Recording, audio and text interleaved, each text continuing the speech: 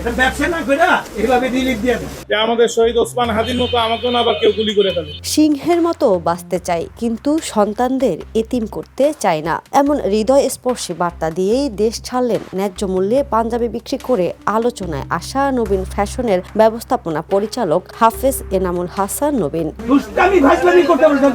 মঙ্গলবার বিকেলে সংবাদ সম্মেলন করে হুমকি ধমকির কথা জানানো আর সন্ধ্যায় হঠাৎ দেশত্যাগ। ঘটনাটি যেন সিনেমার গল্পকেও হার মানায়। রাতেই ফেসবুকে বিমানবন্দর থেকে ছবি পোস্ট করে নিজের সিদ্ধান্ত নিশ্চিত করেন তিনি। বিদেশ চলে যাব, বিদেশে গিয়ে ব্যবসা বাণিজ্য করব, কিন্তু জীবন একটাই। এর আগে রাজধানীর মগবাজারের দোকান বন্ধের প্রতিবাদে মঙ্গলবার বিকেলে আয়োজিত এক সংবাদ সম্মেলনে তিনি বলেন, আমাকে বিভিন্ন নম্বর থেকে কল করে হুমকি ধমকি দেওয়া হচ্ছে। তারা বলছে ভিডিও যা আছে ডিলিট করে দাও, নইলে ব্যবসা একটা বন্ধ করে দিয়েছি, আরও যেগুলো আছে সেগুলো বন্ধ করে দেব।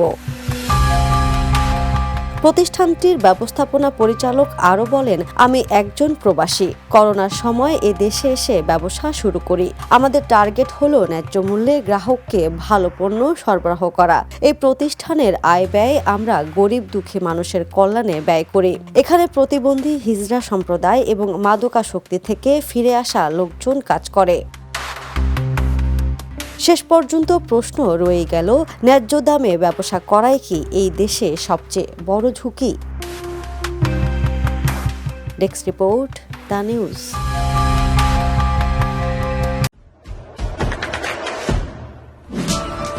দেশে দেশে সবার সাথে, দ্য নিউজ।